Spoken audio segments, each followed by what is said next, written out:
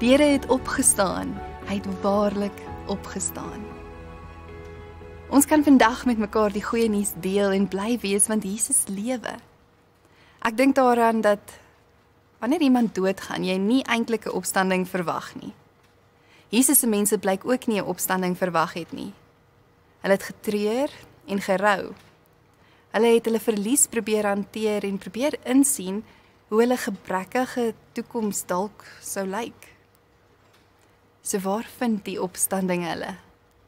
Waar breek die nuus en die werklikheid vir hulle aan? Vir die Emmausgangers op pad weg van hulle realiteit. Hulle prentjie van wat kon wees agter hulle. En dan met Jesus in die woord om ete in die terugkeer na Jerusalem. Vir die vrouens wat by die graf aankom en nie vir Jesus daar vind nie, vind hulle die realiteit van die opstanding in Galilea, waar Jesus homself aan hulle openbaar na die boodskap van die engel.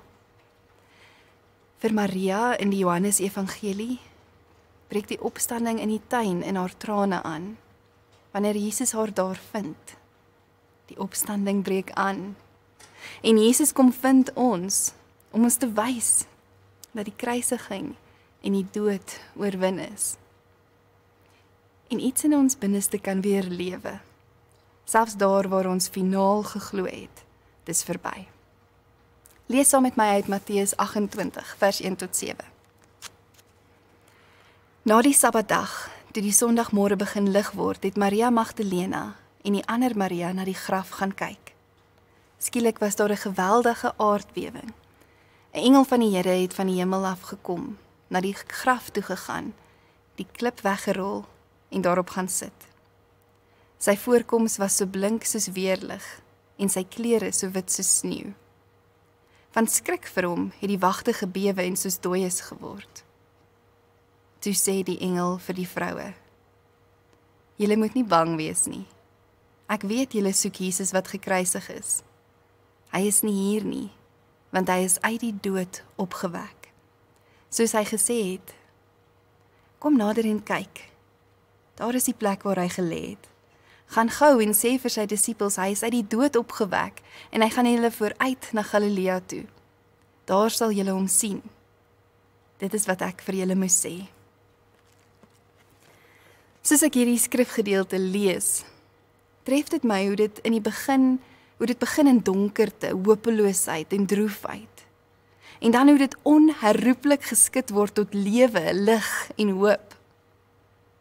Ek dink my in hoe die vrouens nie eintlik kapasiteit kon hê om alles wat in 'n paar oomblikke gebeur het, te prosesseer nie. Dis groot. Die krag van God het lewe herstel, hoop herstel. Hier gebeur iets buite die beheer van mense, buite die verstaan van mense. Wat sou jy in daardie oomblik voel? Die engel van die Here is ingestel op hoe ons as mense voel en hoe ons kan reageer. En hy bemoedig daardie vrouens, julle hoef nie bang te wees nie. Sien, julle grootste vrees, die katastrofe wat julle gedink het julle nooit van sal kan opstaan nie. Kyk, dit is oorwin.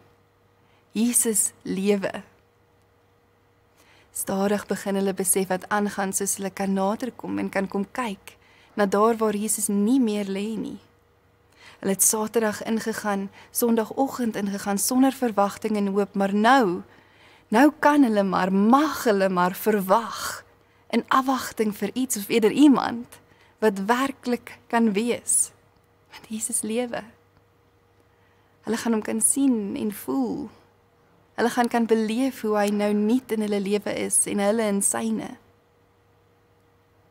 En Jesus gaan hulle vooruit. Ek besef dat daar 'n moontlikheid is dat as dit ek was wat daar by die leë graf aangekom het, ek dalk sou wonder of sy liggaam bloot weg is, of iemand dalk mors met Jesus se geliefde se harte, nog 'n bietjie swaar kry, nog 'n bietjie straf. Ek sou dalk te bang wees om te hoop, te seer wees om te hoor. Ek sou dalk nie geglo het dat Jesus vooruit Galilea toe gaan om my daar te ontmoet nie. Ek sou wou vertrou. Maar sou ek kon? Of sou ek twyfel, vol angs en vrees wees, wat dreig om die stukkie hoop wat my siel my toelaat om te waag te oorskadu? Sou ek saam gehardloop het, maar dalk met die gedagte, dat hy eintlik moes dood is? Ek kan hom tog nie hier sien waar alles begin het nie. Vertroue kom nie maklik nie.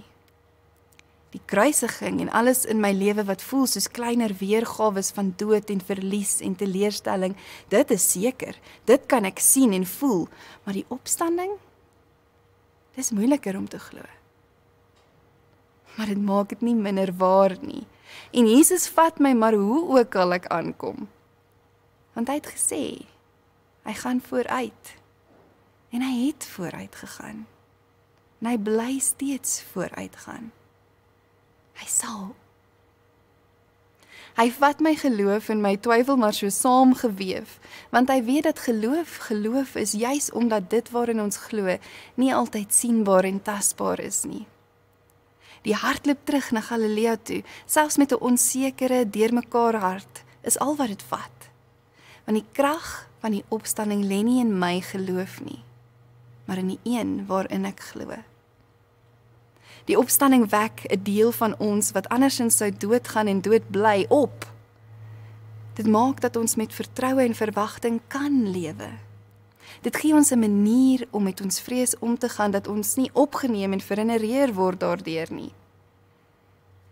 Hierdie nuus vind ons, want Jesus wil hê ons moet weet en saam met hom fees vier. Jesus is gretig dat ons besef wat die opstanding vir ons beteken.